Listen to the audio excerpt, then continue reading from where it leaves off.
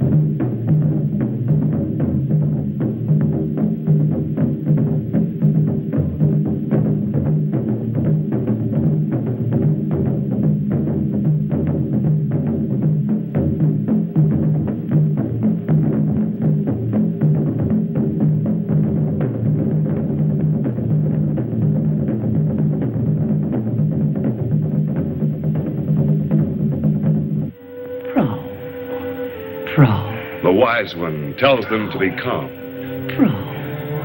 This is Lotee. This is Arva.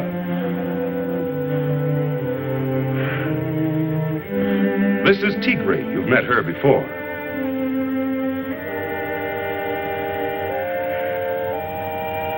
This is Tule.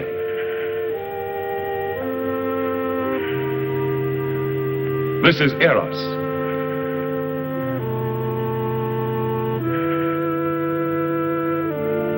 This is Nika. This is the wise one. Old as the moon and wise as the sun. She knows why the young ones dance so restlessly in the light of the full moon. She's telling them the story of the founding of their tribe. She explains that many moons ago, the tribe was founded by Tana, the mother of Tigri. In those days, the women were the slaves. And in Tana's tribe, as in all other tribes, no woman dared question the men. The men needed only to order, and the trembling women hastened to obey. She tells them that when they were small children, they lived deep in the jungle, the young ones of a band of jungle dwellers.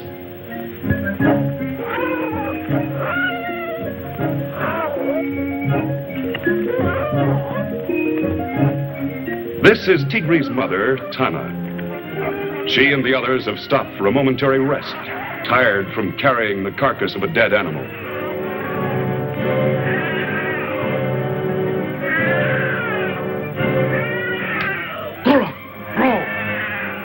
The angry leader of the tribe comes back to find out why the women are falling behind. To him, weariness is no excuse. Tana and the other women wearily pick up the carcass and continue.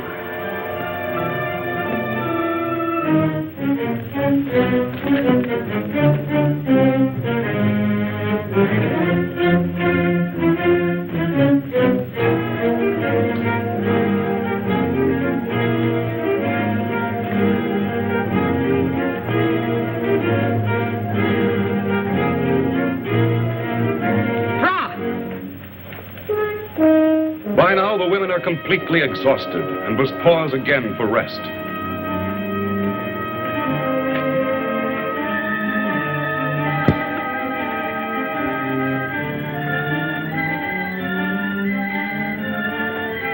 Angrily, the leader storms back and yells for them to get going.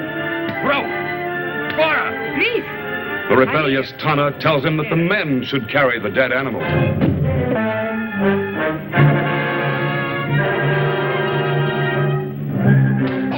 Knocked to the ground, the infuriated, desperate Tana throws a rock at the leader, felling him. Tana immediately realizes that they must flee with the children, or the men of the tribe will take revenge on them. The women quickly gather the children and rush off into the jungle.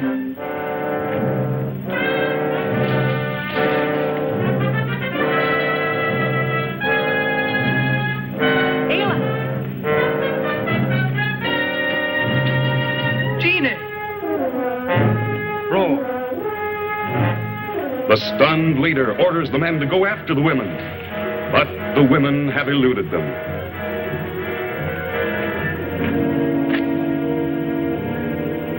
The wise old woman tells them how, as time passed, the tribe prospered under Tana's able leadership, and the little girls learned how to fend for themselves. They all learned the skills of hunting and fishing for their food.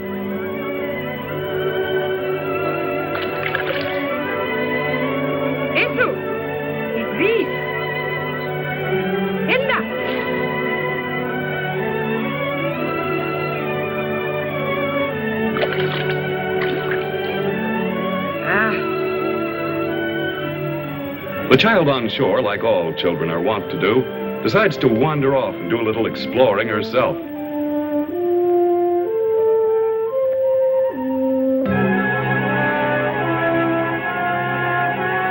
The entire tribe is unaware that they have been sighted by the terrible Gwadi. This 9-foot-tall monster has roamed the jungle for years, bringing death and destruction to whatever he touches.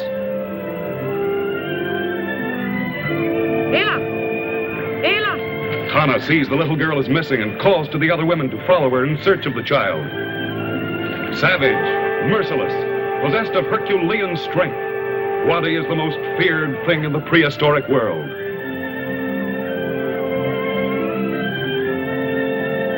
The little girl explains to the wise one as best she can that she has seen the terrible giant. Gwadi! Gwadi! Ela!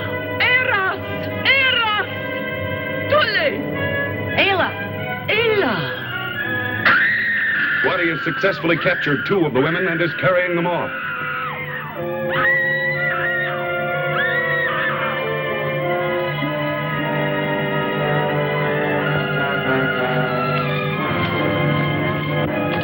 Tana was the only one to get away, but has been mortally hurt and dies with Gwadi's name on her lips.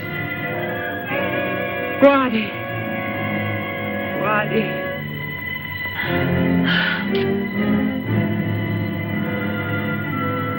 The wise old woman flees with the children. Gwadi! Even now, 15 years later, the mention of the dreaded name of Gwadi still strikes terror in the hearts of these same girls.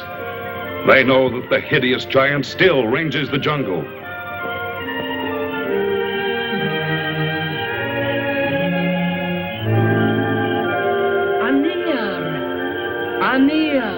The wise one tells them that they must forget their hatred of Anir, their word for men.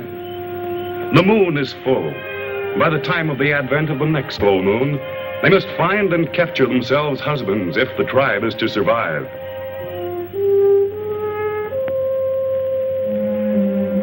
And the next morning, the 6 determined women set forth on their mission, accompanied by one of their panthers.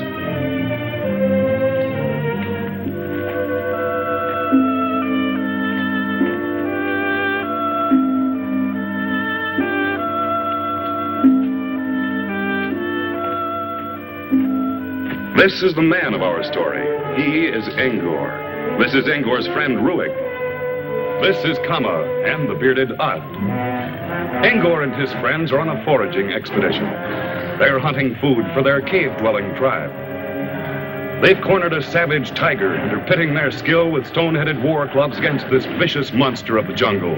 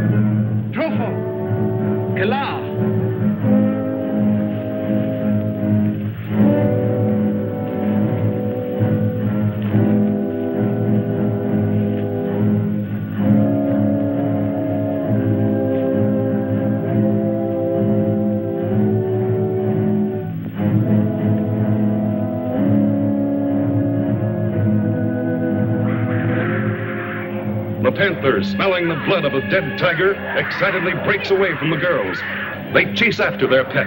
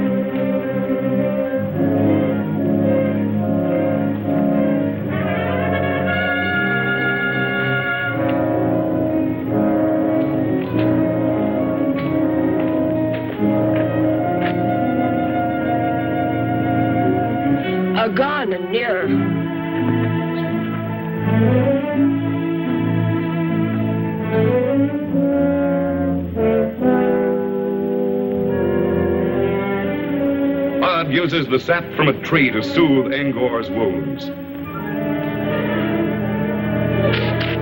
Suddenly, Ad falls unconscious. Engor and his tribesmen are amazed to see that they've been attacked by members of the weaker sex. Back on!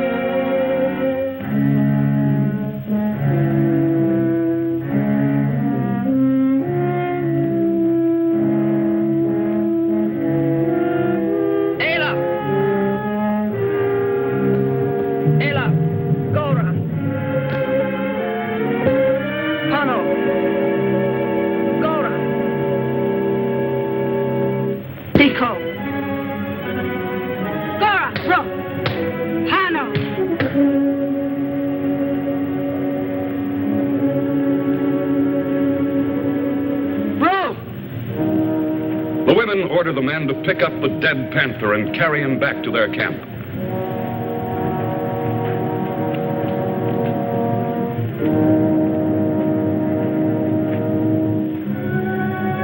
In the meantime, Engor stumbles along through the jungle back to his people.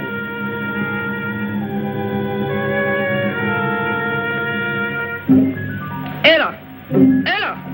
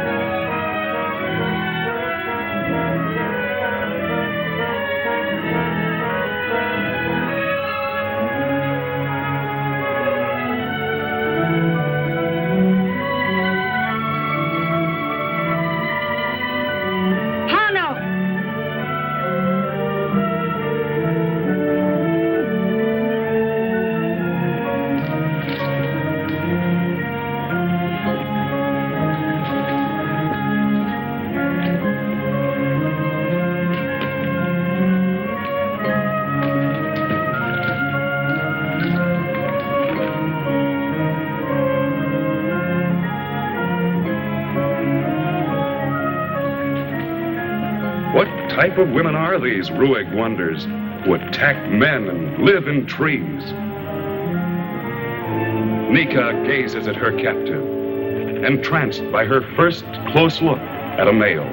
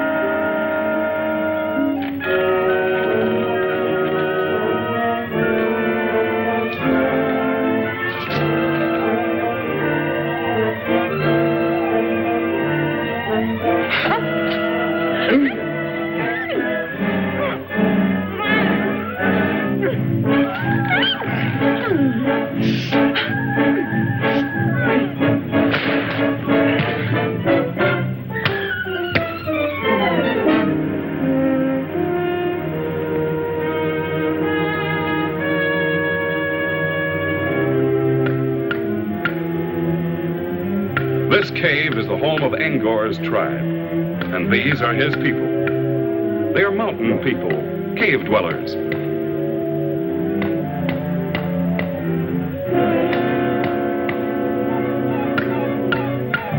Ayla.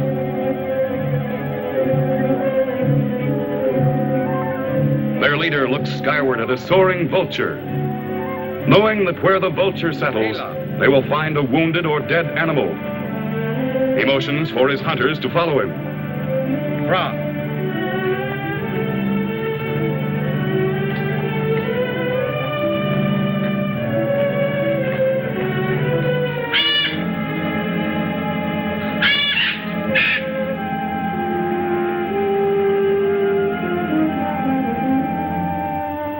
Ella. Engor.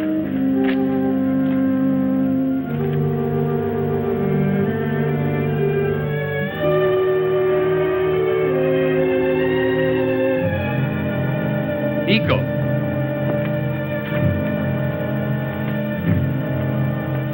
The men find the wounded and exhausted Engor and carry him back to the cave.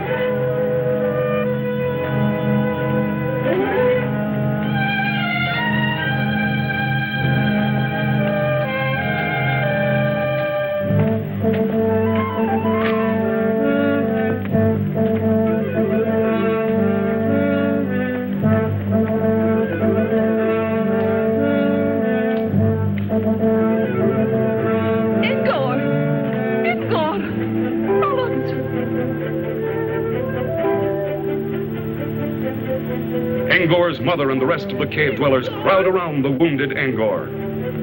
His mother motions them to carry Engor into the cave where she can tend.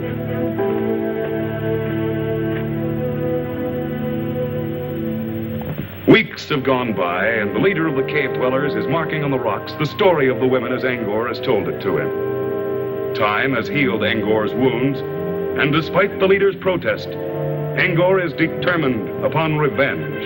Engor. Gine. Engor vows to rescue his tribesmen and to bring back to this cave as slaves the women who captured them.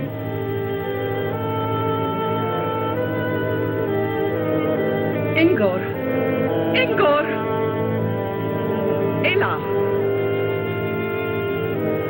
Engor's mother, who knows of the women tribe, points out the right direction to Engor. Oro. She tells him he must cross 2 mountain ranges, that it will take him 2 days' journey to reach the country of the women tribe.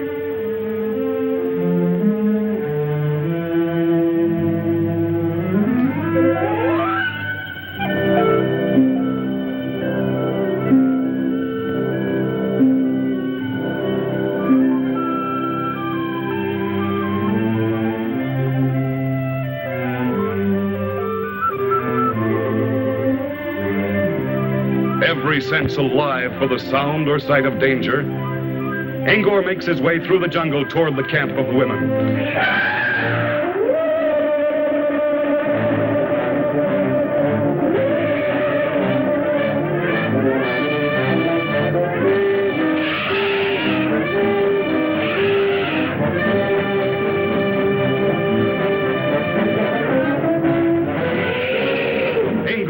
stumbles and loses his weapon, but cannot stop for it. He finally eludes the elephant by jumping behind a large boulder, and the lumbering animal passes him by.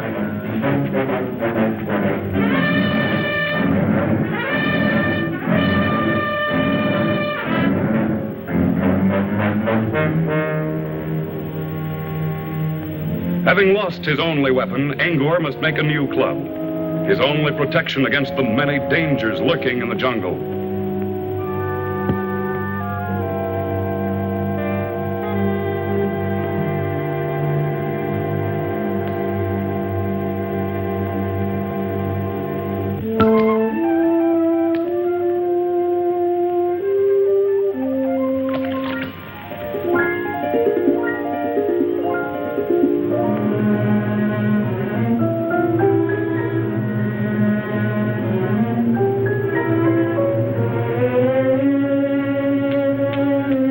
Engor gathers some stones to use for the head of his club. He starts hacking two of them together to make a sharp edge. A spark ignites the dry leaves on the ground, and Engor is taken aback by the strange, unknown phenomenon, fire. He stretches his arm out to touch it and draws his hand back in pain. He doesn't understand it, but he knows that this new discovery of his has the power to inflict injury.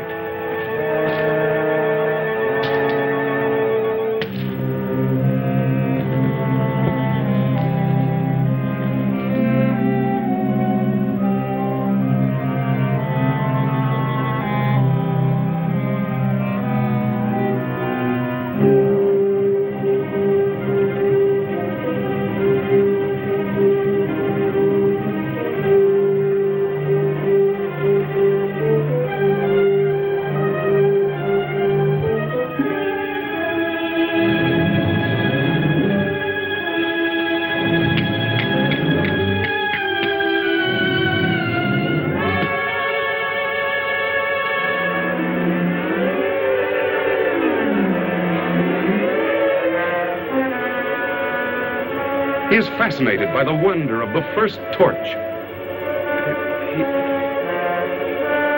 Pier. He calls it pier, his word for fire.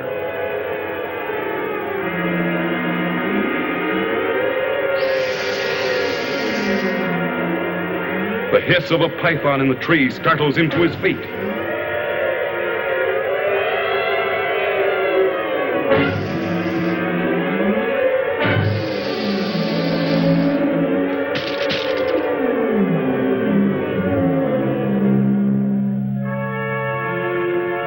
He jabs the torch into the water after the snake. To his surprise, he finds the fire has disappeared. He jabs the torch back again, trying to regain the fire, but it's gone.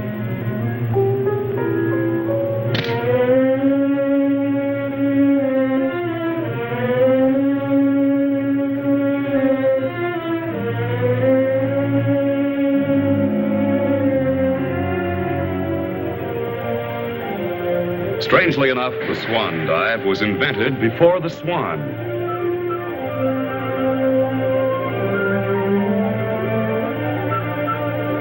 Tigri's jungle women have developed great skill in swimming, and it's one of their favorite recreations.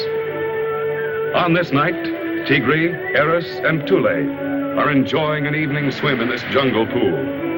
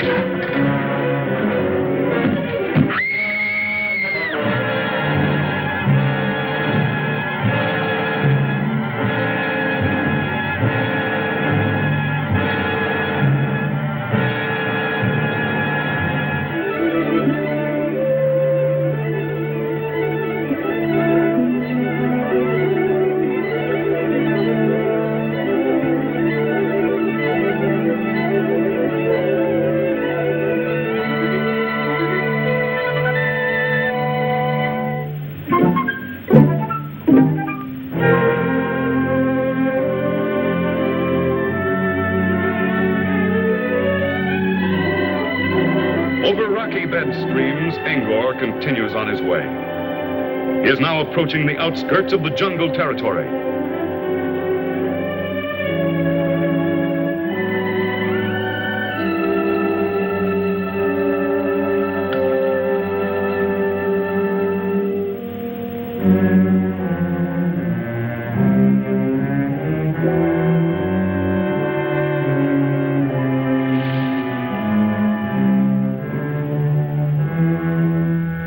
Suddenly, he sees ahead of him the huge, giant wadi. Terrified, Engor decides that the tree is his best hiding place and quickly climbs up into it.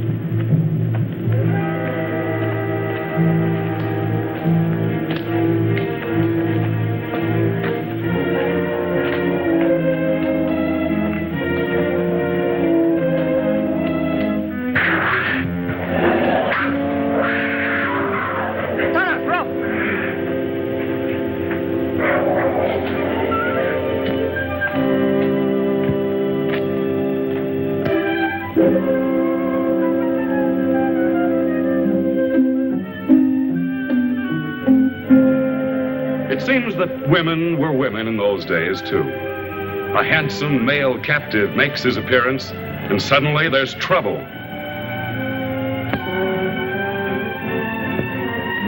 Engor! Engor! Rui!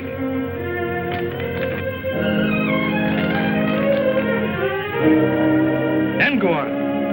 Engor! On! Engor! Come on!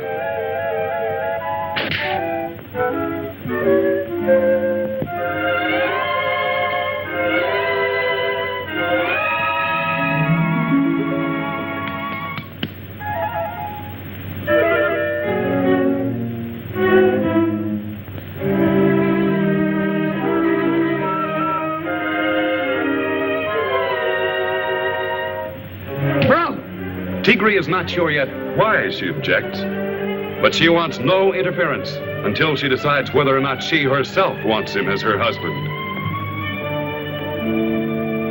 Bro! Cora! Bro!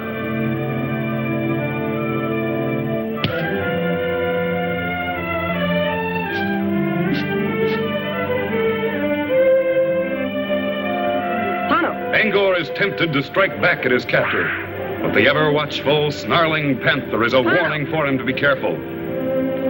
He decides that caution is better than tangling now with this strange band of women.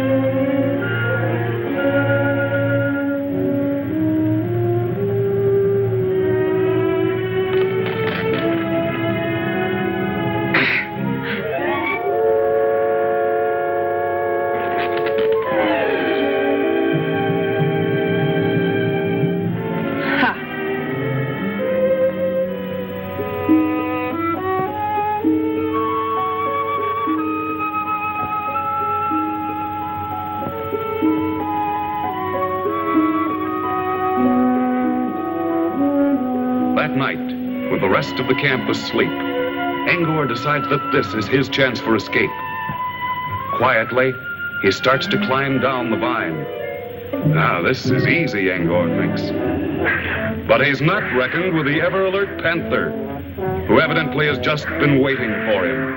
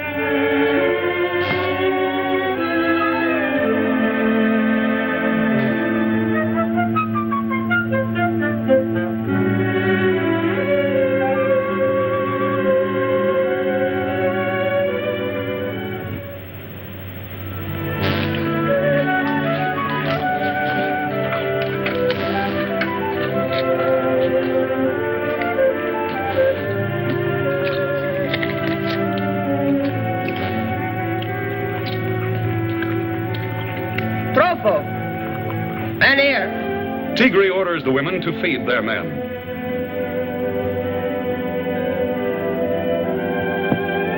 Arva decides that this is a good time for her to make up to Engor and starts to bring him some food.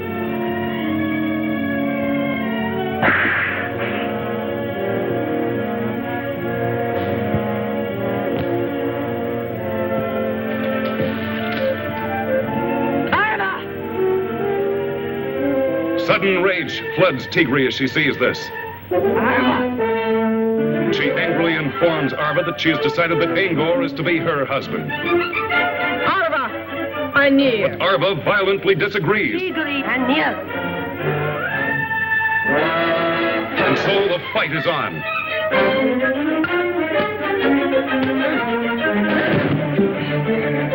Gone.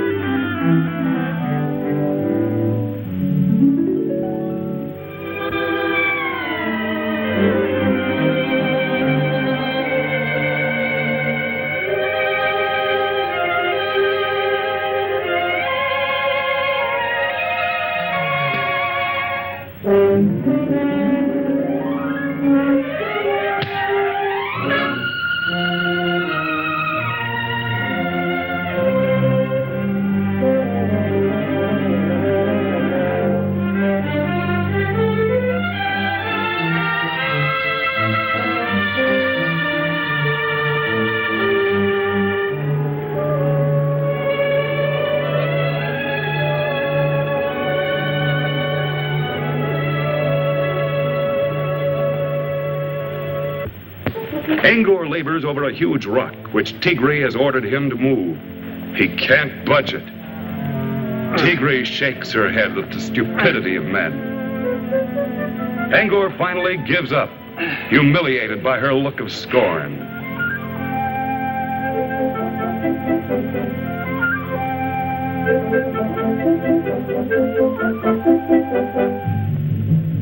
Gine, Elko, Lethal. He asks her if she is so wise and superior, why doesn't she see if she can move the rock?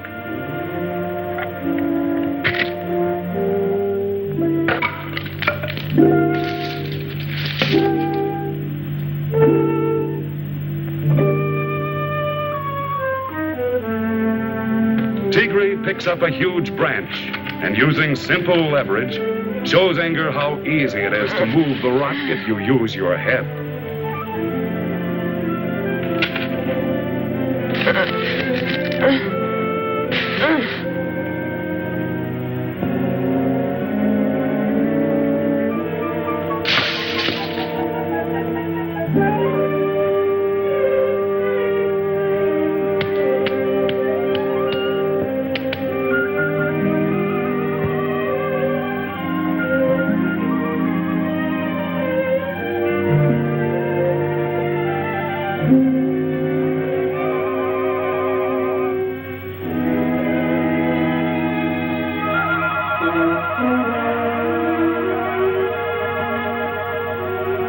Engor. Tigri. Engor. Tigri? Engor.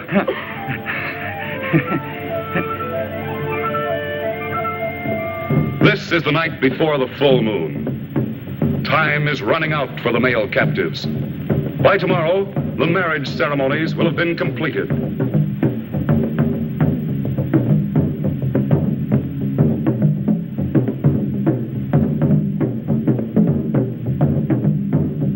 The wise one drums, and the women dance as Engor and the men look on with mixed emotions.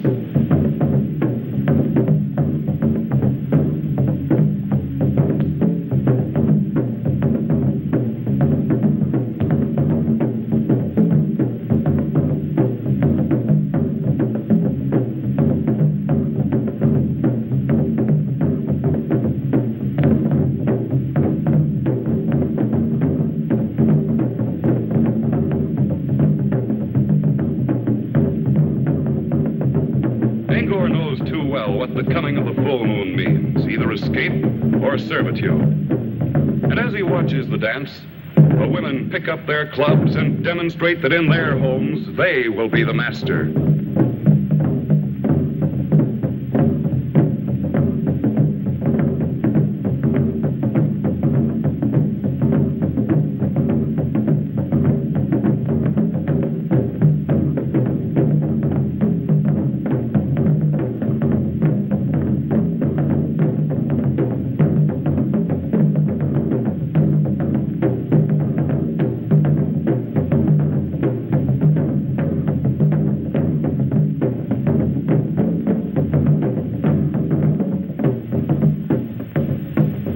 Surrounded by the watching women and the ever-guarding panther, the men sit idly while Ruig, who seems to have a fetish for being clean-shaven, is scraping his cheek with a sharp-edged stone.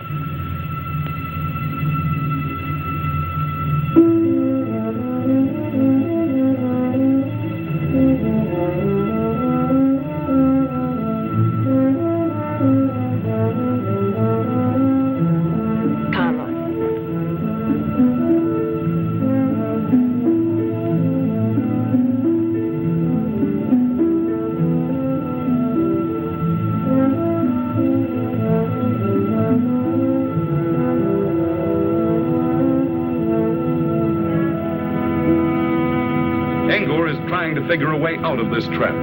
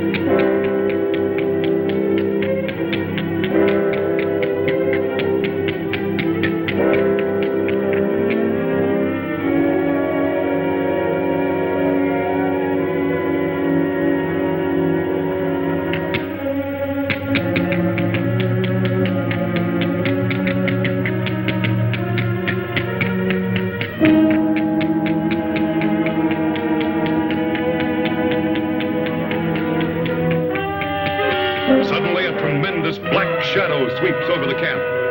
It is Korax, the flying dragon, the scourge of the skies.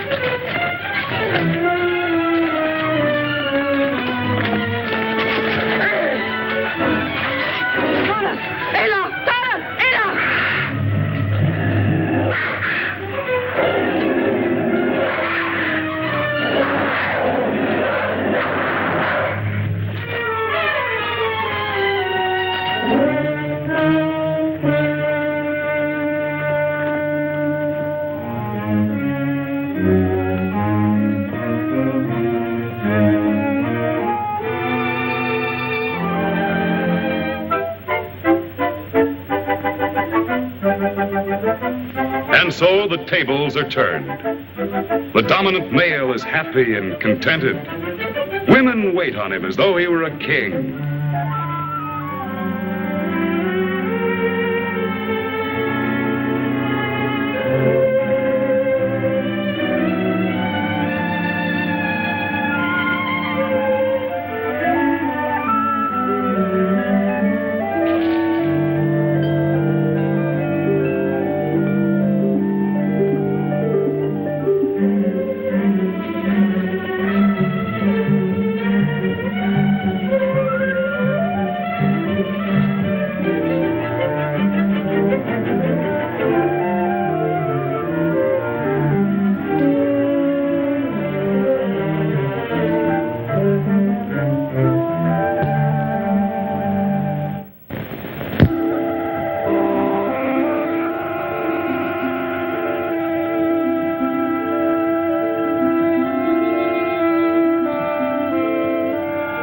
Tigri.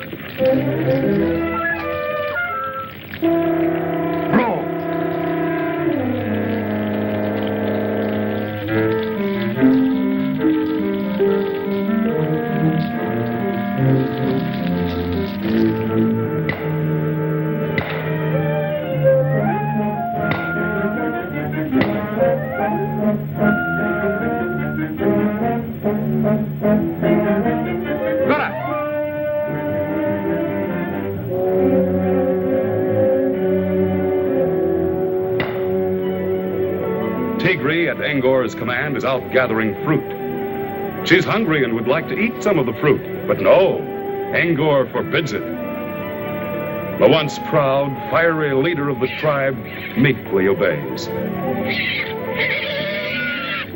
Bro, Seco.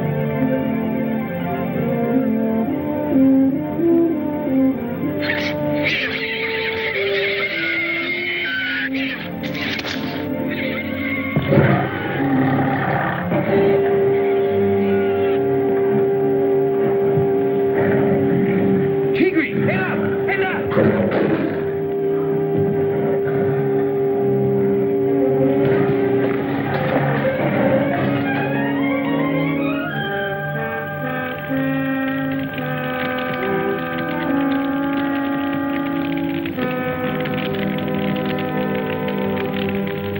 Trovo? He offers a piece of raw meat to Engor, who's intrigued by the scent of the meat in the fire.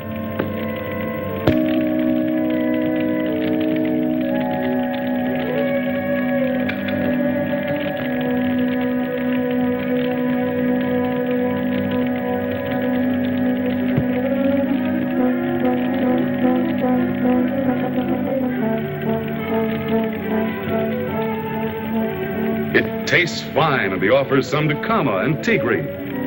At first, they refuse.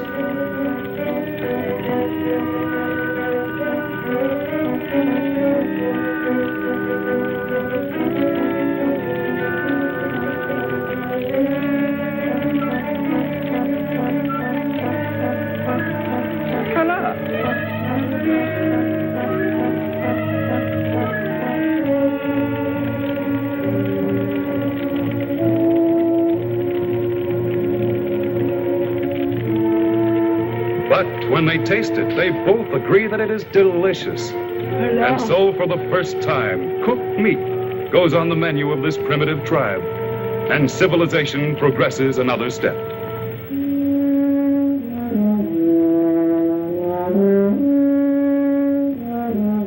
Engor's thoughts are of his home and his people.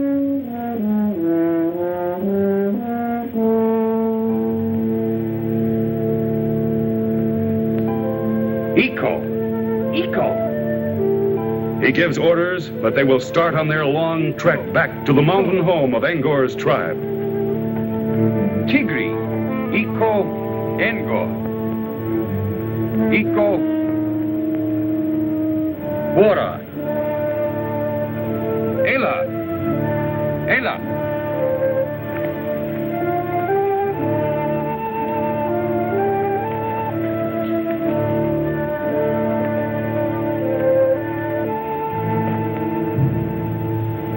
Engor leads them through the jungle, ever alert for the lurking dangers which abound there.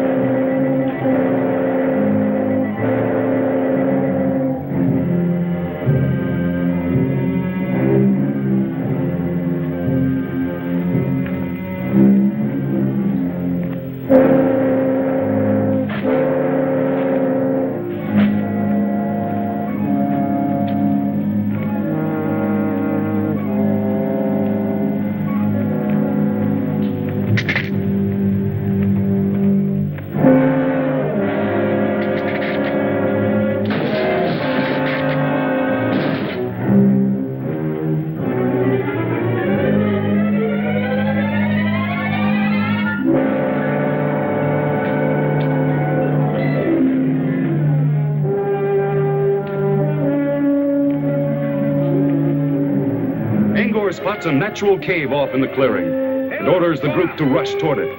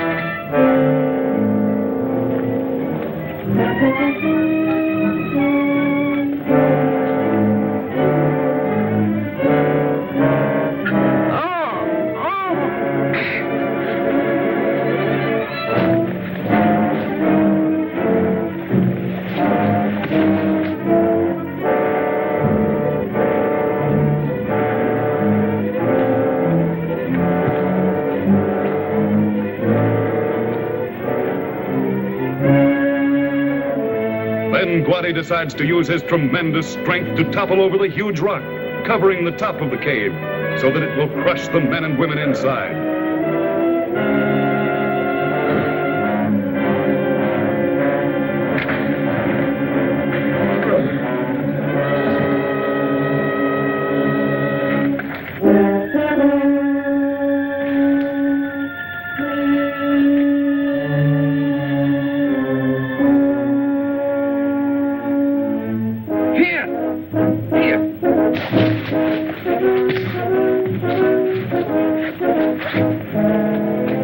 Engor orders the other men to make torches.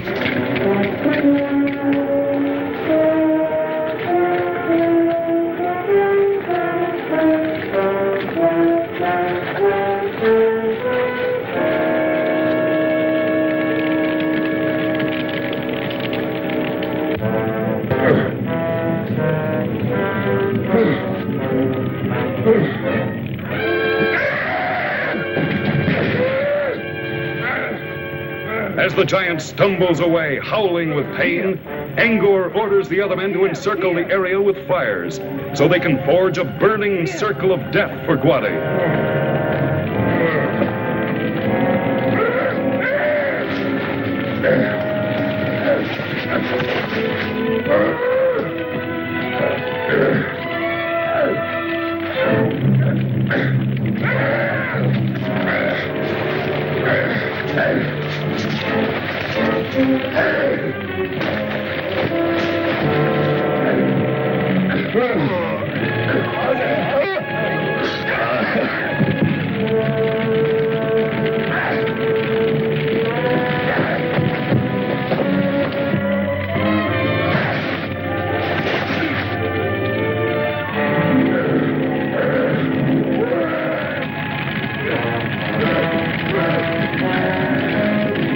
Guadi is completely bewildered by the leaping flames and terrified by the fire.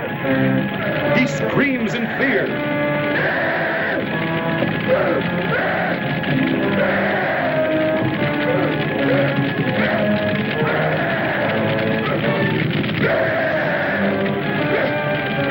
Engor finds himself also trapped by the encircling fire and sees that his only escape is to go over it.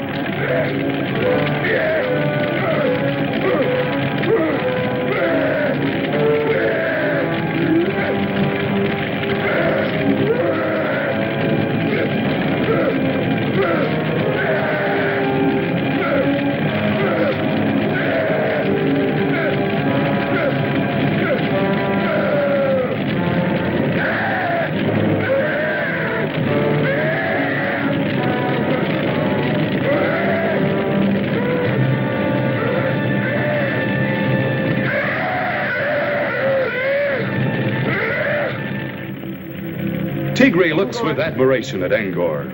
Tigri? Iko? She asks him to change his mind and return to the women's camp with his men, where they can start a new tribe.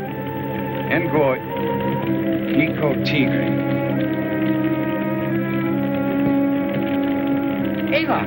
Engor, Iko, Tigri. Engor agrees and tells his friends he has decided to remain.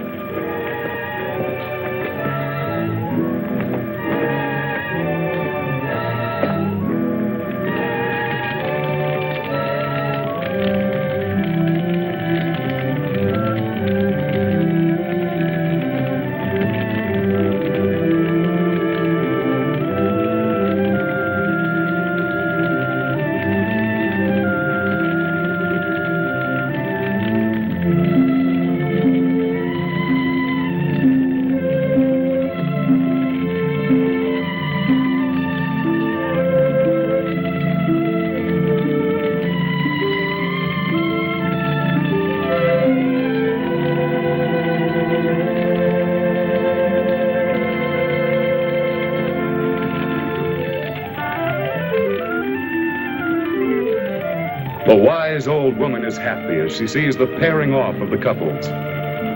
She knows now there will be peace between the tribes and that the tribe will increase.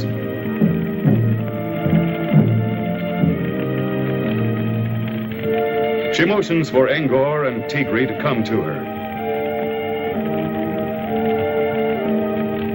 Engor, Tigri, vamos.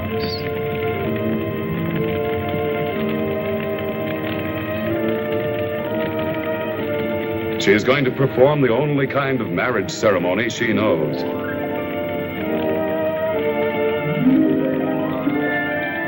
With the blending of their blood, Engor and Tigri's marriage is completed. The first of 4 marriages to be celebrated that moonlit night, as the women dance the marriage ceremonial to show their happiness.